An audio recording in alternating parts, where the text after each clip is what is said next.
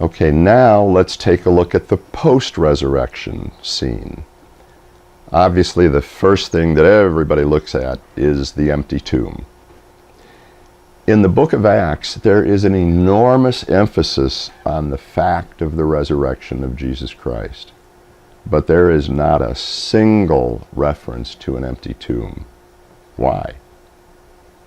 Because everybody knew it was empty. You could go and look for yourself.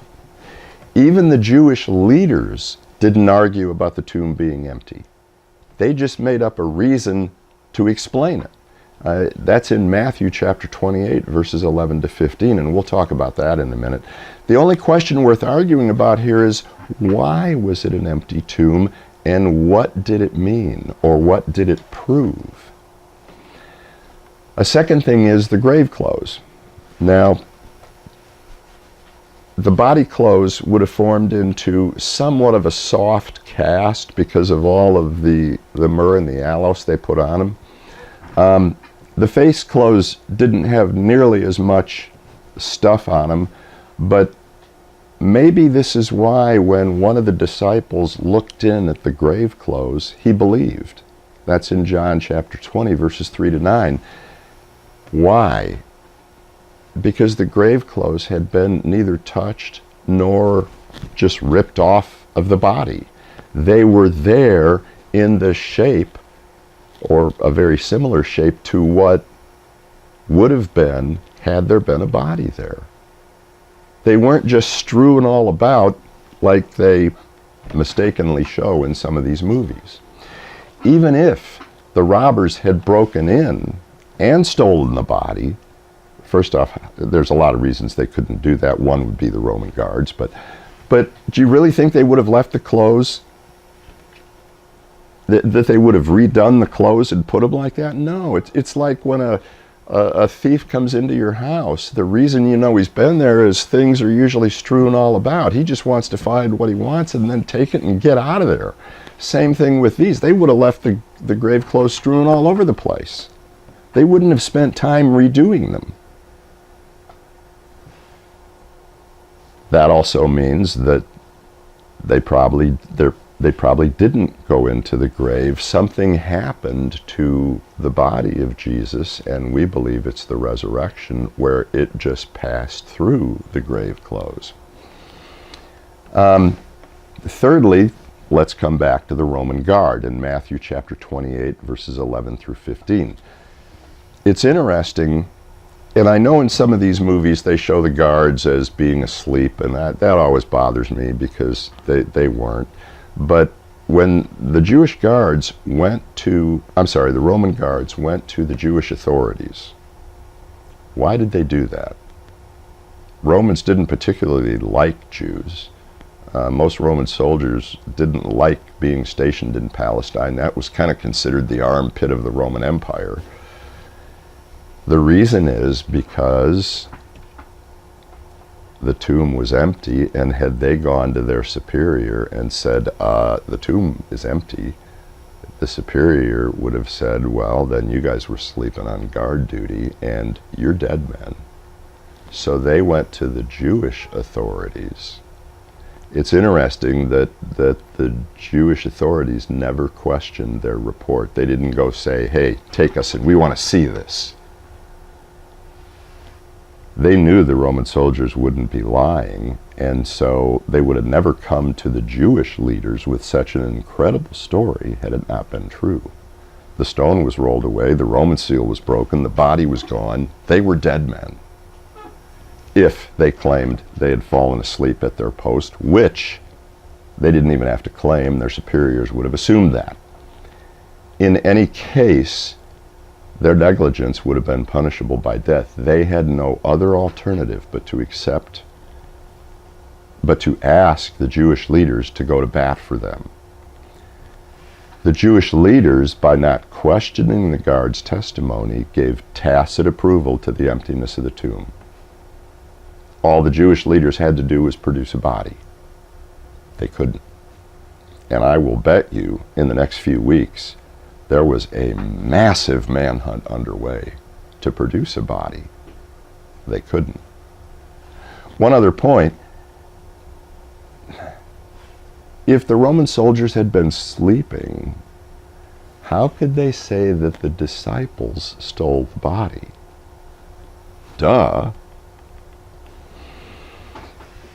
Another thing is, the fourth thing is the post-resurrection appearances of Jesus. He didn't appear to just a few people. And you should have this on your notes. First he appeared to Mary Magdalene, then he appeared to the woman returning from the tomb. And this is really interesting. When the women went to the disciples to say, hey, his body isn't there, they didn't believe him at first. They ran to the tomb to see for themselves. The Apostle John looked in, saw the grave close, and believed right then. Peter looked in, and he didn't believe right away. He went back home, and he really had to think about it. Jesus really had to appear to him to really make him believe. Jesus appeared to Peter later in the day. He appeared to the two disciples on their way on the road to Emmaus. He appeared to all of the apostles with Thomas absent. Then he appeared to them with Thomas present. Then he appeared to 7 more at the Tiberias lake and ate fish with them. Now some people say, well, he was just kind of a ghost figure. Really? How does a ghost eat fish? How does a ghost sit right by you around a fire and eat fish? And then, and here's the clincher, he appeared to 500 plus believers on a Galilean mountainside. Now, believe it or not, there are some critics that say, well, people, they wanted to see him, so they just kind of hallucinated. A mass hallucination of over 500 people? Yeah, I don't think so. That had the same hallucination? I don't think so.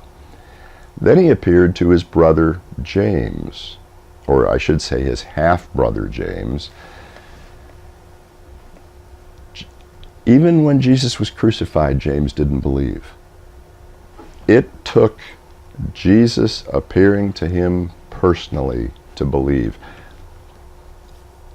I would have liked to have been inside James' head. You know, I mean, Jesus must have been the perfect older brother who could do no wrong. James had to grow up in that shadow, as did the other siblings. I imagine that's pretty hard, being around a brother that is perfect all the time, that never does anything wrong, and then he says he's the Messiah? I probably would have had the reaction James had. Oh, give me a break, Mr. Perfect. And yet Jesus appeared to him and didn't scold him. He just basically said, hey, Jimmy boy, I am the Messiah. Could you imagine the repentance that was required of James? Wow. Then he appeared at the ascension when he physically ascended up into heaven. And again, I would have been looking, I mean, if he just kind of rose up out of sight, I would have been looking and staring like this, and then an angel comes down and says, hey guys, you don't need to stare up there anymore. He'll be coming back the same way that he went up, but in the meantime, you guys got work to do. Yeah, sure, okay. He appeared to Stephen when Stephen was being stoned. He appeared to Paul on the road to Damascus. He also appeared to Paul in the temple. And the final time, he appeared to the Apostle John on the island of Patmos when he gave him the revelation. The enemies of Jesus gave no refutation to the resurrection. In the 4 Gospels, in the book of Acts, and in all first century literature from the Palestine region, there is no mention of the grave being anything but empty. Why not? Because anybody could go see the grave and see that it was empty. Another thing is, before Jesus left, he gave specific instructions for what we were to do until his return, and that's typically known as the Great Commission. It's in Matthew chapter 28, verses 16 through 20. It's also in Mark chapter 16, verses 14 through 20. He also said that he's going to return to this earth physically, in Acts chapter 1, verses 1 to 11. And it's just the way, it's physical. Just like he went up, that's how he's going to come down. Another point is Paul made the resurrection the central proof of Christianity. Without it, he said, there is no Christianity. In 1 Corinthians chapter 15, verses 13 through 20, he basically says, if Christ didn't rise from the dead, then our preaching is in vain and you're still in your sins. And not only that, we're to be most pitied of all people. But he said Christ did rise from the dead, and he left ample proof of it. Jesus staked his whole ministry on the fact that he would rise from the dead. In Matthew chapter 12, verses 38 through 40, and in John chapter 2, verses 18 through 22, Jesus made it very clear. He said, that when they said, come on, give us, the Jewish leaders said, come on, give us a sign that you're Messiah. Come on, we want to see a show. Entertain us. Jesus said, no. The kind of generation you people are, no, I'm not going to do that. He said, you're going to have one sign, and it's the sign of Jonah. Just as Jonah was in the belly of a big fish, not necessarily a whale, but a big fish, for 3 days, the Son of Man is going to be in the earth for 3 days. And then he's going to rise from the dead. That's going to be your sign. Do you know anybody in the history of civilization that said all of my life is going to revolve around this fact? I'm going to die and I'm going to come back from the dead. Not just say it, but do it and leave ample proof of it. I don't know anybody. I know some crazy people who said that they might come back from the dead. They never did. You can go dig up their body and you'll find their bones. Jesus actually said it while he was alive and actually did it and left a whole bunch of proof. Now, those are objective facts. Anybody can look at those and say, wow, it's really hard to deny those. I know there are some people that can deny it, but those are generally the kind of people that they're not going to be wrong no matter what you say, no matter how you prove them wrong, they're not wrong. We all know people like that. What I want to talk about now is maybe some subjective facts. And by subjective, I mean things, that could be argued, but they're more subjective. The first thing is the transformed lives of the disciples. On the day of the crucifixion, these guys were cowards. The first day of the week, they turned into somebody that the world could not silence. At the crucifixion, they were hopeless. They were hiding out. 3 days later, their hearts glowed with certainty and hope. When the message of the resurrection first came, they were incredulous. They had to be convinced. They had to basically say, take us there. We want to see it for ourselves. Once they did, they became assured. They never doubted again. What could account for the astonishing change in these men in so short a period of time? The mere removal of a body from the grave could never have transformed their spirits and their characters. 3 days is not enough for a legend to spring up. Legends usually take years and years and years, sometimes even hundreds of years. Time is necessary for the process of legendary growth. Remember, these weren't educated, influential men. They were mostly fishermen. And women at the time were considered only a little better than property. And yet Jesus appeared to many women. These men and women gave the world the highest ethical teaching it has ever known. And even on the testimony of their enemies, they lived it out in their lives to their death. and mostly to their very violent deaths. If the resurrection did not happen, you've got to ask yourself, who would die for a lie, knowing it's a lie? Who would go through all that torture, knowing it's a lie? Again, all the apostles died martyrs' deaths except John.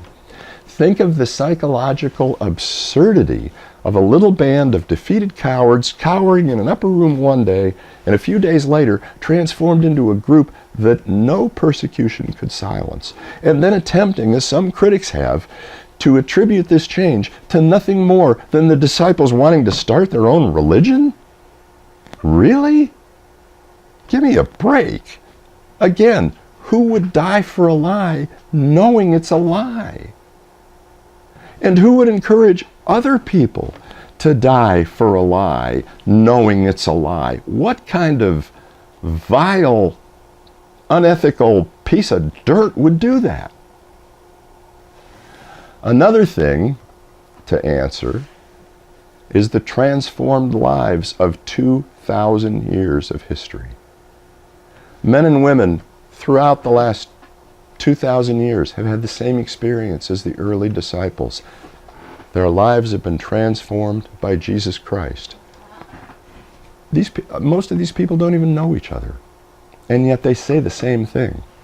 From scientists like James Clerk Maxwell, the guy that discovered the laws of electromagnetism in the 19th century, to prostitutes, to the leader of the attack on Pearl Harbor, Mitsuo Fuchida, to criminals, to gang leaders like Nicky Cruz, to sports players, to billionaires, to cartoonists like Charles Schulz and Johnny Hart, to authors, C.S. Lewis, J.R.R. Tolkien, to businessmen, to doctors, to political leaders, to skeptics. Oh my, the list of skeptics who became Christians is incredible. The list goes on and on and on. Napoleon, not a believer, at least we don't think, once said that he could not imagine having his soldiers die for him after he was dead.